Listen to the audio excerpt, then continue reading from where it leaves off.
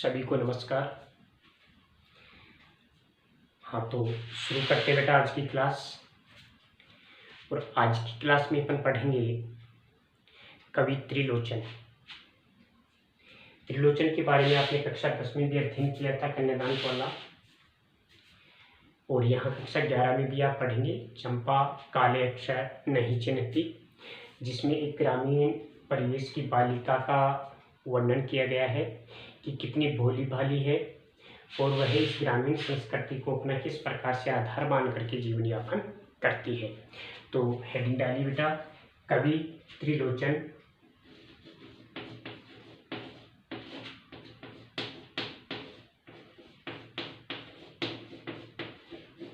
देखिए, वैसे कवि त्रिलोचन इतने नाम नहीं है, इनके नाम के आगे शास्त्री शब्द और जुड़ता है, तो आप लिख सकते हैं कवि त्रिलोचन शास्त्री। हालांकि आपके पाठ में इतना ही दिया हुआ है, आपकी बुक में तो केवल इतना ही है त्रिलोचन, लेकिन साहित्य में इनके नाम के साथ में त्रिलोचन शास्त्री शब्द जुड़ा हुआ है। तो कहीं ऐसा नहीं हो कि त्रिलोचन आपके पेपर में आए और आप यहाँ शास्त्री पढ़ रहे हो, तो ऐसा नहीं है। आप इसको ध्यान में रखना। ये त्रिलोचन भी है, त्रिलोचन शास्त्री भी कहा जाता है, साहित्य में इनको त्रिलोचन भी कहते हैं। देखिए बेटा, हिंदी साहित्य के आधुनिक काल के कवि, आधुनिक काल यानी 1850 ईस्वी के बाद साहित्य में जो एक नया मोड़ आया, एक नई भाषा का प्रयोग हुआ, साहित्य के लिए एक नई विषय वस्तु पढ़ने को मिली, कवियों को लिखने को मिली, समाज को एक नई दिशा प्रदान की गई, तो वो आधुनिक काल है। यानी समाज के लोगों में सोई हुई चेतना को जागृत करने वाला जो काल था वो आधुनिक काल है। कवियों के द्वारा, साहित्यकारों के द्वारा आधुनिक काल को कई कालखंडों में बांटा गया है। तो आप देखते हैं, ये थे प्रगतिवादी कवि, जिसको प्रयोगशील काव्य धारा भी कहा जाता है। देखिए बेटा, आधुनिक काल का जो चौथा कालखंड आता है वह है प्रगतिशील यानी प्रगतिवादी काव्य धारा। तो कवि त्रिलोचन इसी काव्य धारा के कवि माने जाते हैं। प्रगतिवादी या प्रगतिशील काव्य धारा के प्रमुख कवि माने जाते हैं। इनका इस काव्य धारा में प्रमुख स्थान है। ये एक प्रतिष्ठित कवि के रूप में जाने जाते हैं। इनका जो काव्य है वो एक यूँ कह सकते हैं संयम या फिर मंद गति, मंद लय वाला काव्य इनका माना जाता है। यानी इनकी काव्य में कहीं आवेग और कहीं त्वरित गति देखने को नहीं मिलती है। कह सकते हैं कि इनका काव्य बड़ा ही मंद गति वाला काव्य माना जाता है। देखिए बेटा, आधुनिक हिंदी कविता के ये सशक्त हस्ताक्षर का मतलब होता है प्रमुख स्थान रखने वाले कवि और लोक सौंदर्य, संवेदना के तथा जनपद के समर्थक कवि मान। हाँ, ध्यान रखना, ये अपने जनपद के यानी अपने काव्य में ग्रामीण संस्कृति को आधार बनाने वाले, ग्रामीण संस्कृति को प्रमुख स्थान देने वाले कवि माने जाते हैं तथा शब्द साधक अनूठे शैली के रूप में लिखने वाले थे। और ये एक पहले कवि हुए हैं बेटा। आपको नहीं मालूम कि छंद क्या होता है, साहित्य में पढ़ाया जाएगा। ये जो अंग्रेजी का सोनेट छंद है, कौन सा छंद? अंग्रेजी का सोनेट छंद है। उस सोनेट छंद को, उस शिल्पी को साहित्य में या हिंदी में लाने वाले प्रमुख कवि माने जाते हैं। ग्रामीण संस्कृति के रक्षक कवि माने जाते हैं। और हाँ, देखिए बेटा, ये यूं कह सकते हैं कि ग्रामीण परिवेश में ही जन्मे हैं, पले हैं, बड़े हुए हैं, ग्रामीण परिवेश में ही इनकी शिक्षा दीक्षा हुई है, लेकिन अंत तक साहित्य में इन्होंने बहुत बड़ा स्थान प्राप्त किया है। कवि त्रिलोचन का मूल नाम त्रिलोचन नहीं था। इनके दादा ने इनका नाम एक पीपल के वृक्ष को देखकर इनका नाम रखा था और इनका मूल नाम था वासुदेव। क्या नाम था? वासुदेव। कौन था वासुदेव? भगवान कृष्ण के पिता। तो इनका मूल नाम था वासुदेव सिंह। इनका जन्म 20 अगस्त 1917 ईस्वी को 20 अगस्त 1917 ईस्वी को उत्तर प्रदेश राज्य के सुल्तानपुर जिले के कटघरा चिरानी पट्टी गांव में हुआ। कटघरा चिरानी पट्टी गांव में हुआ। इनका निधन 2007 9 दिसंबर 1907 ईस्वी को नई दिल्ली में हुआ था। देखिए बेटा, इनकी जो काव्य भाषा थी वो खड़ी बोली थी। इनके काव्य में खड़ी बोली हिंदी का प्रयोग किया गया है और इन्होंने मुक्तक काव्य लिखा है। और इनकी जो शैली है वो भावात्मक शैली रही है, जिसमें विवरणात्मक रूप दिखाई पड़ता है। इनकी जो रचनाएं हैं, रचनाओं में प्रमुख रूप से माना जाता है धरती, गुलाब और बुलबुल, दिगंत, ताप के तापे हुए दिन, शब्द, मैं उस जनपद का कवि हूँ, अर्घान, तुम्हें सौंपता हूँ, चेती, अमोला मेरा घर, जीने की कला, देश काल, रोजनामचा, काव्य और अर्थबोध, मुक्तिबोध की कविताएं, ये इनके प्रमुख काव्य संग्रह हैं, जिनमें गद्य और पद्य दोनों मिश्रित रूप में जाने जाते हैं। देखिए बेटा, साहित्य में योगदान के लिए इनको साहित्य अकादमी पुरस्कार, सलाका सम्मान, महात्मा गांधी पुरस्कार आदि भी प्राप्त हुए हैं। हाँ, इनके काव्य की जो भाषा है वो थोड़ी हटकर रही है। छायावादी रोमानियत जो काव्य है उनका इन पर कोई प्रभाव नहीं पड़ा। क्योंकि छायावाद के तुरंत बाद का जो समय है वो है प्रगतिशील या प्रगतिवादी काव्यधारा, जिस काव्यधारा के कवि माने जाते हैं, तो उसका कोई विशेष स्थान इनके काव्य में नहीं पड़ा। इनके काव्य की प्रमुख विशेषता रही है कि इनके काव्य में ठेठ गांव का ठाठ दिखाई पड़ता है। ये पूरी तरह से गांव की जमीन से जुड़े हुए कवि माने जाते हैं और इनकी जो बोलचाल की जो भाषा है वो चुटीला और नाटकीय बनाकर कविताओं को नया आयाम देता है। इनकी जो कविता की जो प्रस्तुति का अंदाज है वो ऐसा है कि वस्तु और रूप की प्रस्तुति का भेद नहीं करता है। उनका कवि इन दोनों के बीच में फांक की गुंजाइश नहीं छोड़ता, अंतर की कोई गुंजाइश नहीं छोड़ता है। तो आप लिखिए बेटा, कवि त्रिलोचन शास्त्री या कवि त्रिलोचन। तो लिखिए,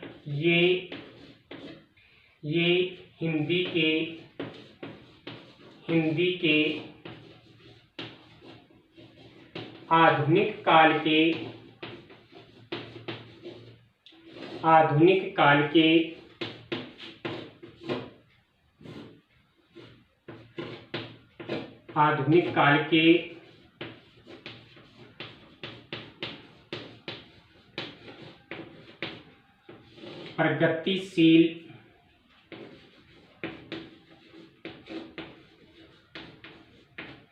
प्रगतिशील काव्यधारा के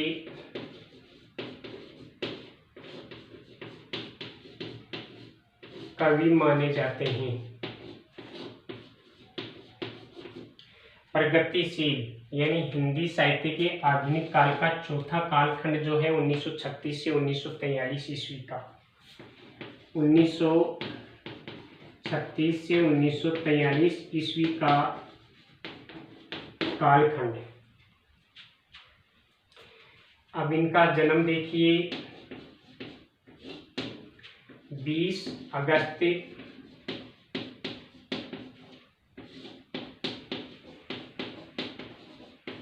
1917 ईस्वी। इनका जन्म हुआ था बेटा 20 अगस्त 1917 ईस्वी। और इनका निधन हुआ था 9 दिसंबर 2007 ईस्वी को। 9 दिसंबर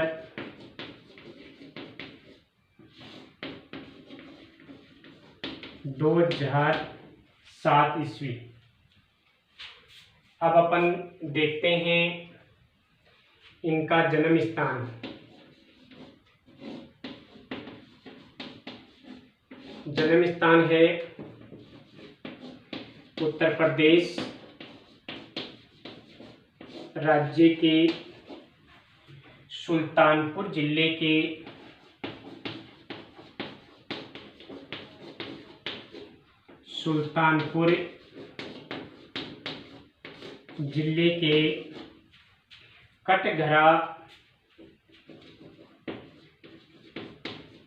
कटघरा चिरानी पट्टी गांव। अब मूल नाम देखिए, इनका मूल नाम या वास्तविक नाम है इनका, आप लिखेंगे वासुदेव सिंह, जो इनके दादा के द्वारा रखा गया था, वासुदेव सिंह। काव्य भाषा देखिए, इनकी काव्य भाषा है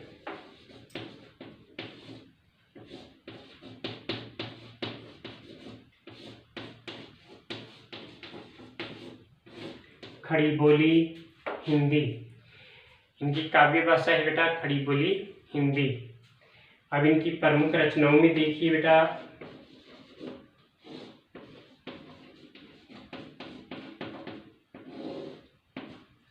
प्रमुख रचनाएं हैं धरती,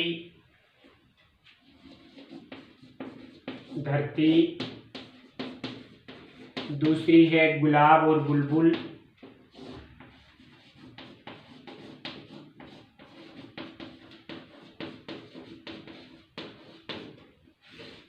गुलाब और बुलबुल, दिगंत,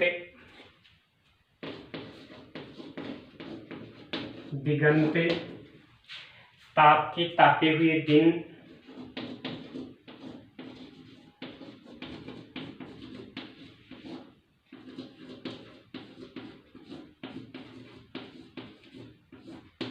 दिगंत, ताप के तापे हुए दिन, शब्द, मैं उस जनपद का कवि हूँ, मैं उस जनपद का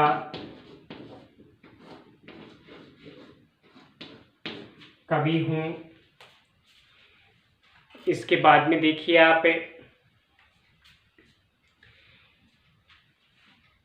इसके अलावा गद्य में भी इनकी कुछ विशेषताएं रही हैं। जीने की कला, देश काल, रोजनामचा, जीने की कला,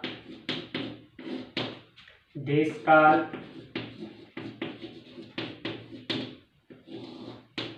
रोजनामचा, जीने की कला, देश काल, रोजनामचा, काव्य और अर्थबोध,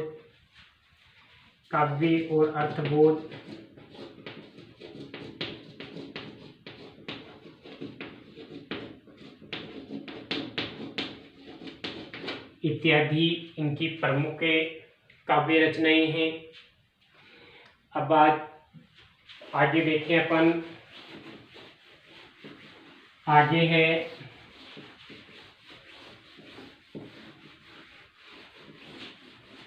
प्रमुख विशेषताएं या विशेष तथ्य। कवि के संदर्भ में कुछ बातें लिखेंगे अपन। विशेष के रूप में देखें, ये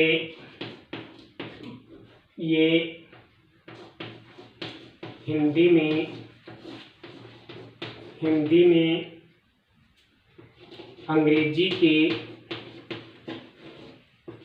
अंग्रेजी के सोनेट छंद को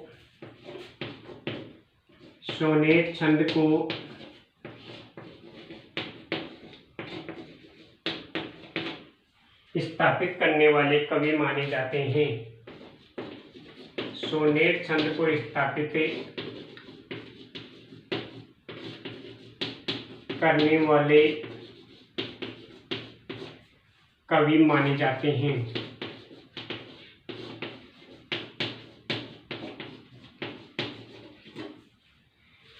आगे विशेषता है, इनके काव्य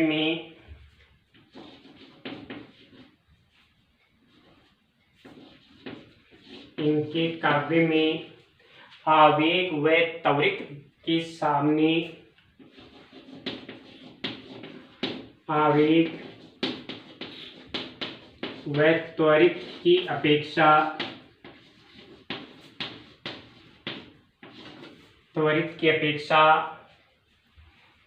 मंद व लय गति देखने को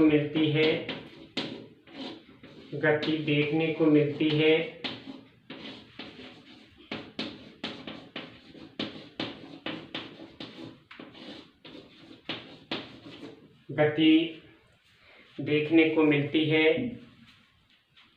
यहाँ अपन देखें, ये तीसरी इनकी विशेषता है, ये ठेठ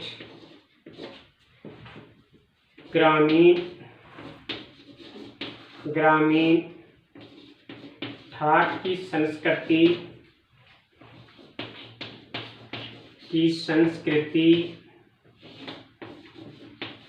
के रक्षक कवि के रूप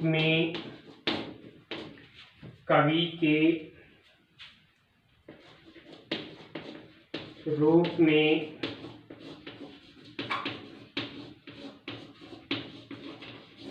जाने जाते हैं। इसके अलावा ये रागात्मक संयम और लयात्मक अनुशासन के कवि होने के साथ साथ बहुभाषाविद भी हैं। ये साहित्य में रागात्मकता के साथ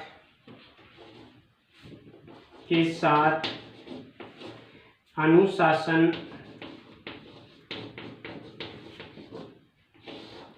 के कवि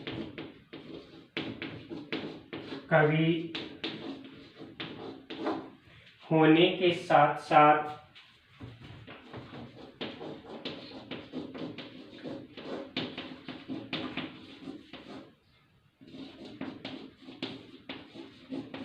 बहुभाषाविज्ञ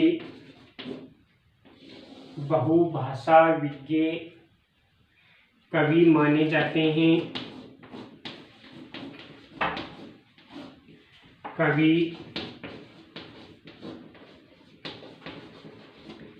जाते हैं। यानी साहित्य में अनेक भाषाओं का ज्ञान इनको प्राप्त है। अब आप एक और लिखिए, इनकी भाषा में छायावादी रोमानियत दिखाई नहीं पड़ता है। इनके काव्य में छायावादी शैली का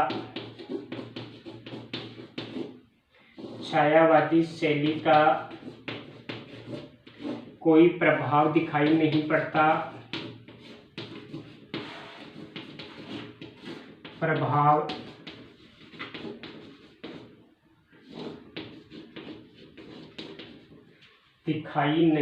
है।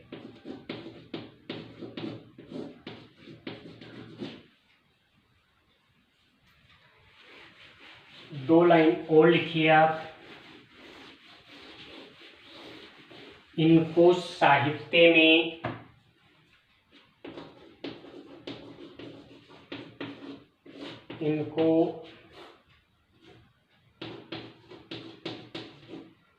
साहित्य में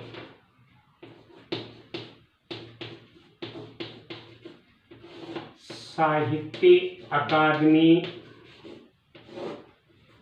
पुरस्कार, साहित्य अकादमी पुरस्कार, सलाका सम्मान, सलाका सम्मान,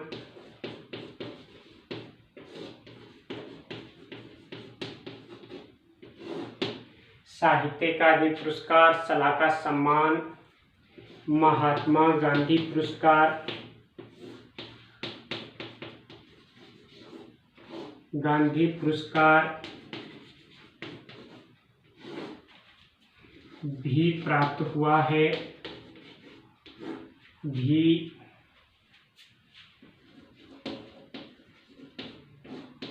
प्राप्त हुआ है। और लास्ट में निधन लिख लीजिए 9 दिसंबर 2007, 9 दिसंबर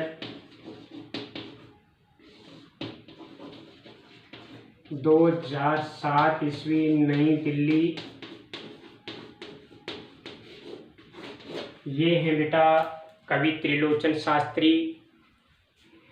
आप वीडियो को 2 बार पढ़ें और उसके बाद आप वीडियो चला करके इसके नोट्स बनाएं। धन्यवाद।